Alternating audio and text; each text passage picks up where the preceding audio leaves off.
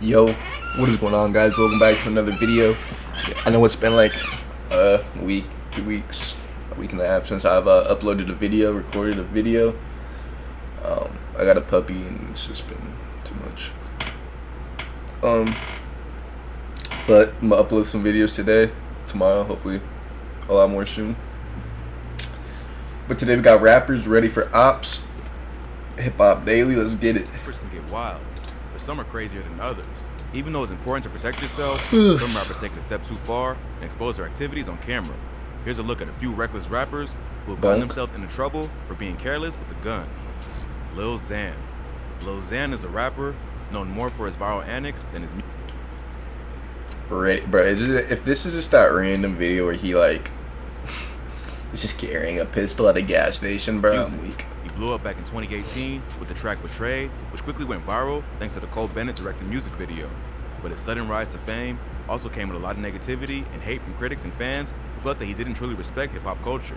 This hate reached an extreme after the rapper went to the Revolt TV show on Cloud 9. He said that Tupac was boring.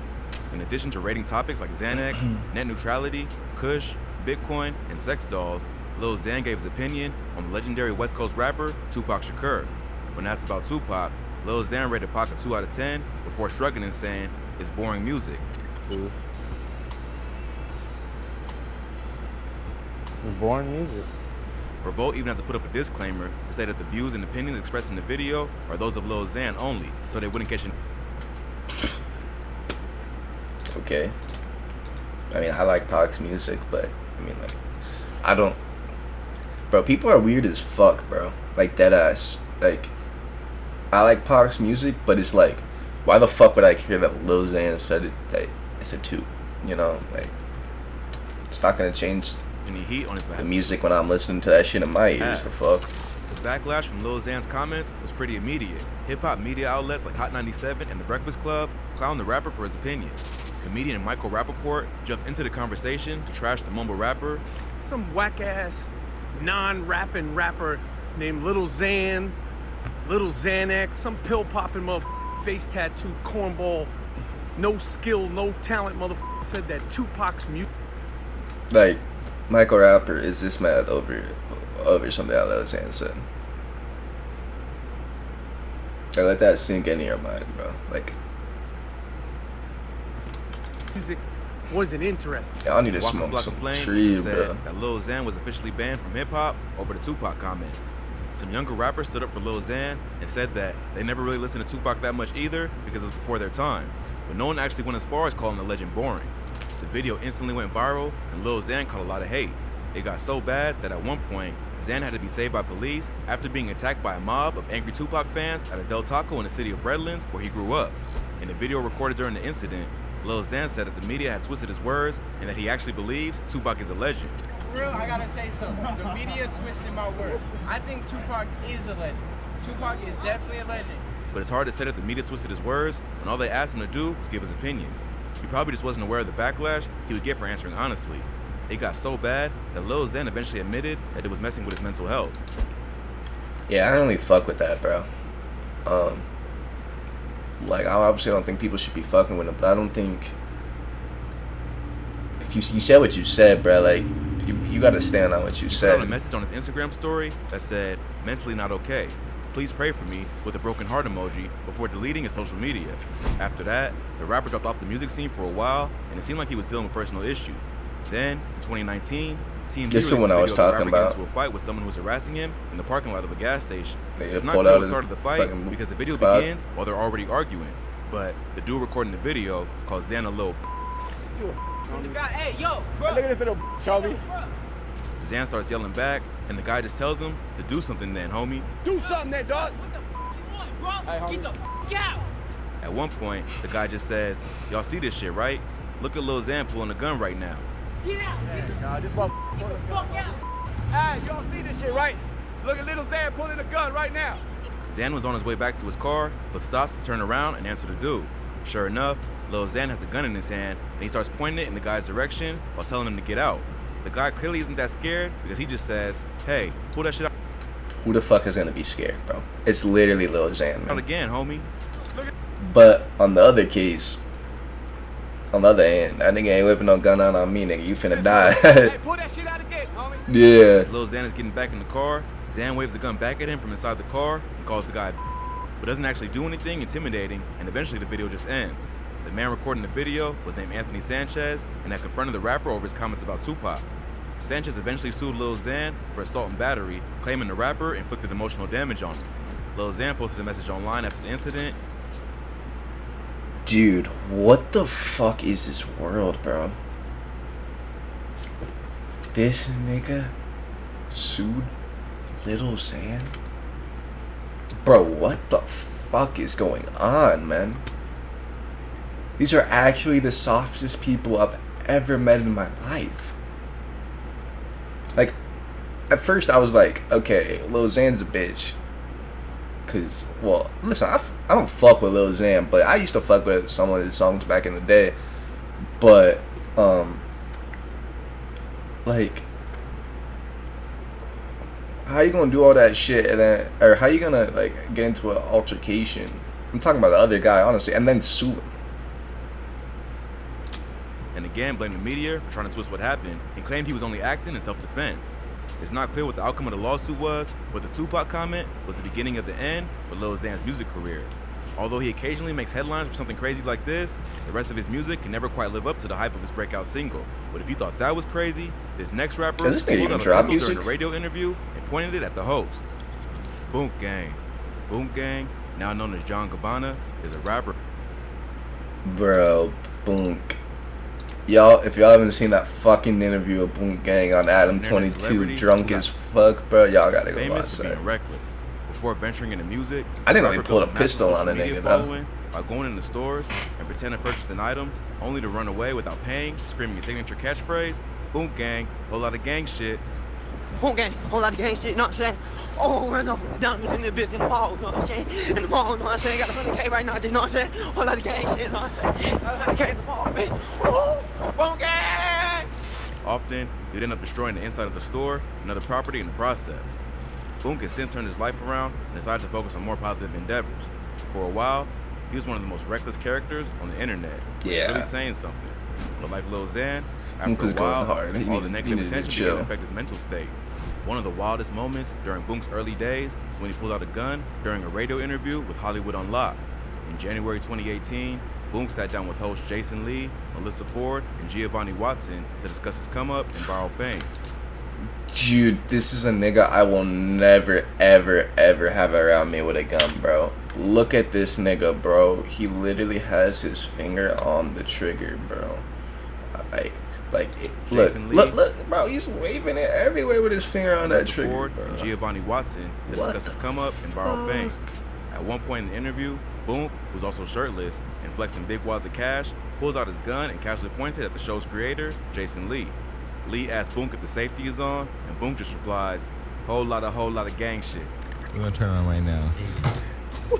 Hey, is the safety on that thing, man? Lee tells Boonk that he doesn't feel comfortable having a gun in the studio, and Boonk just responds by saying, want me to bust some shots? I wouldn't pull the gun out, and I don't feel comfortable having a gun in the studio. You could put it. No, not in here. Boonk tells Lee, I'm not gonna shoot you, but points the gun directly at him, which Lee clearly doesn't appreciate. Boonk eventually put Like, nah, bro. That shit right there, nah. That shit will never fly, bro. Never, ever, ever. That shit ain't cool, bro. I don't care who you are, man. You'll never. Nigga, I don't even like niggas pointing fucking Nerf guns at me, like at my face, nigga. Let alone a fucking loaded handgun, bro. Never, never. puts the gun down and continues on with the interview. But the hosts are clearly pretty uncomfortable and don't know exactly what to do. At that point, Boonk was just a professional meme. So he could afford to wild out even more than the rappers because his entire brand was based on being unpredictable and out of control. But Boonk's wild behavior would have plenty of negative consequences as well. During his come-up, he would be arrested twice within a period of 2 months, end up in the hospital after getting shot, and show up at a no-jumper live stream so messed up on drugs that he could barely speak. Yeah, he But was. after hitting rock bottom, Boonk decided to change his life and focus on more positive endeavors. He was so He's given fucked up his up career as a off social media drugs on that fucking Adam 22 interview, man. personality and allegedly become a bricklayer for his uncle's pool company. Pretty wild change for someone who acquired over 5 million followers by committing theft and vandalism for clout. But it seems like he's in a much better mental state and no longer putting himself in life-threatening situations just to please the internet. But if you thought that was crazy, this next rapper and his crew pulled a gun on a security guard after his Range Rover was damaged. Lil TJ. Lil TJ. Motherfucker, that security just threw the fucking shit out of his car. I would have fucking shot that is one nigga, of the hottest man. drill rappers from the Bronx. Yo, what He's the known for his fuck? auto-tune singing style and was called the Bronx Justin Bieber in his neighborhood because of his sound. But just because Lil TJ knows how to make an emotional track, Nigga he's going- one to play with. A security guard who allegedly damaged the rapper's Allegedly, Range nigga, Rover you had to saw learn that lesson it. the hard way. In an Instagram live video session back in July 2020, the rapper filmed his friends get into an altercation with the security guard outside of a building. One of his boys is shirtless, keeps taunting the guard, who's clearly getting fed up with the disrespect. Lil TJ eventually flips the camera around to show himself with the whole crew, showing about 8 to 10 dudes standing around a white Range Rover. At one point, the security guard has had enough and launches a big metal sign at the dude he was arguing with. The sign misses the target, but hits TJ's white Range Rover and then smashes into the car in front of it. TJ can be heard screaming, "We got poles too," as the rest of his crew circles around the security guard. Chill out here, we got poles too. Then, they notice that there's some damage done to the car, which is when they really start bugging out. TJ also tells his friend to chill out because they're on live. Yo, Oof, yo, chill out more live, Oof. You don't want to have to blow his shit up on the live. But his homies keep circling around the security guard and push him deeper and deeper into the corner. At one point, you can even see one of his friends with a gun in his hand as he struggles to put it back in the pocket of his sweatpants. TJ can be heard laughing throughout the whole scene. He even says, "You see, this is why you don't fuck with gang in them. We don't play. You'll never know the side of us, bro." See, this is why you don't f with Gangnam, man. We don't play, man. You don't never know this side of us, bro. He then switches the view of the camera back on himself and says, "But I'ma just chill out and not show y'all that," before ending the video. But I'ma just chill out and never show y'all that. Chill. To be continued. It's not entirely clear what the security guard did to piss off They should have beat the fuck out of that fat old bitch. TJ and his crew. They probably got into an argument over something petty, and they feel like they can mess with him because they outnumbered him 10 to 1. But the security guard didn't back down, even after a gun was pulled, which is why the situation kept getting crazier. If that wasn't bad enough, just a few months later, TJ would be arrested after the police discovered drugs and guns in the vehicle he was driving in. Back in December 2020, TJ was riding in a car in Brooklyn with 4 other people when they were pulled over for failing to signal while changing lanes. While they were stopped, the cop allegedly smelled weed and decided to search the car. During the search, police found 4 loaded guns and a large amount of weed. No one Damn, y'all, you're not allowed to have weed in took possession of the in New guns York? or drugs, so they were all arrested for criminal possession of a weapon, marijuana, and grand larceny. Just a few days before that, TJ and his friend were searched by an NYPD officer during a music video shoot. They patted down him and his friend while they were on live, but wouldn't explain why they were being searched. So it seems like the NYPD had their eye on TJ and were just waiting for him to slip up. That's weird The as rapper needs to learn fuck, to be a bro. bit more careful with how he moves, because the NYPD doesn't mess around when it comes to firearms, and if the rapper's caught with the gun, Bro, I want that. What does that mean? He needs to be more careful when he moves, bro. These niggas are dumb. These niggas are stupid. And I'm not talking about these rappers, bro. I'm talking honestly about just like the system in general. The cops, nigga. They know that these niggas will get killed. Bro, you have to have a gun on you, nigga. Especially if you have that status, bro. Seriously. When you got diamonds like that, you got money like that, you pop like that, you need to have a gun, regardless if you're a felon, regardless of whatever, because, nigga, I 100% guarantee that all of them would rather fucking go to jail for a gun charge than die over that shit, bro. 100%. Not even them. Anybody, bro. and again, he could end up doing some serious time. But if you thought that was wild, this next rapper pulled a gun out in the middle of a Vlad TV interview. GMEBE Bands. GMEBE Bands, also known as Billy the Kid, was a white rapper from Chicago who was allegedly affiliated with the Black Peace songs. The rapper first gained attention after doing an interview with DJ Vlad alongside 5 other dread-headed Chirac savages, where he broke down his affiliations and background in the streets. In the middle of the interview, he even pulls a pistol out of his pocket to show Vlad and everyone else that he's not playing around. Apparently, when the Vlad TV crew first discovered BMEBE Bands, they posted a video for his song Demons on their website with the title Next Slim Jesus, white Chicago drill rapper GMEBE Bands. The video shows Bands in a white That's polo, disrespectful, with a backpack nigga. on, going wild with a bunch of other gang That's disrespectful, because I don't know this nigga, but if he really with some Chirac killers, bro, nigga Slim Jesus wasn't about shit. members holding stacks of cash and money. Vlad said that he made that the title because he knew it would get a reaction. But GMEBE Bands clearly wasn't feeling the comparison. Fuck no, Those that who ain't don't cool at remember, all, bro. Slim Jesus was the white drill rapper who came out and said he wasn't actually about that life, just talks about it because it sounded cool. Vance tells Vlad that he's not the next Slim Jesus because he's been out way longer than him. The reason his music didn't go viral is that it's clearly more authentic. He said, "There ain't no foolery. Motherfuckers using CO2 guns." As he says this, he even reaches into his own pocket and pulls out an actual pistol to show Vlad he's serious. His friends just laugh as he sticks the gun back into his pocket, and Vlad continues on with the interview like nothing happened. I ain't blow up because my shit look real and authentic. Not no foolery. Motherfuckers using CO2 guns and shit, boy. Nah, man. Nah. Nah. It ain't like that. Vance had a quick viral moment with that interview and will go on to rack up millions of plays on tracks like Boss Freestyle and When I Die. But unfortunately, the rapper's life would be tragically cut short after he would be kidnapped and murdered by two people that were allegedly his friends. But what the rapper said in the Vlad TV interview is true, that the reason his music didn't get more attention was that there wasn't enough of a gimmick said in the Vlad after he would be kidnapped and murdered by two people.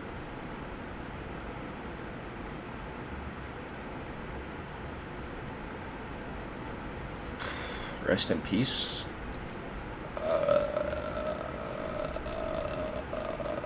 How do these fucking idiots kill that nigga though? Where the fucking dreadheaded niggas when this was happening, man? That were allegedly these niggas better be his friends. But what the rapper said in the Vlad TV interview is true, that the reason his music didn't get more attention was that there wasn't enough of a gimmick to make it go viral. He had a tight flow and more authentic story that made his music genuine and heartfelt. But unfortunately, he never made it far enough to leave the streets behind for good. If you thought this video was crazy, be sure to check out our channel for more. From Suge Knight Criminal History. That's fucked up for real. But yeah, that was Rappers Ready for Ops, Hip Hop Daily. I'm about to do the OTF versus Glow Gang one after this. So we finna have a few videos up. If y'all enjoyed it, make sure to like and sub. And yeah, that's been the video. Later.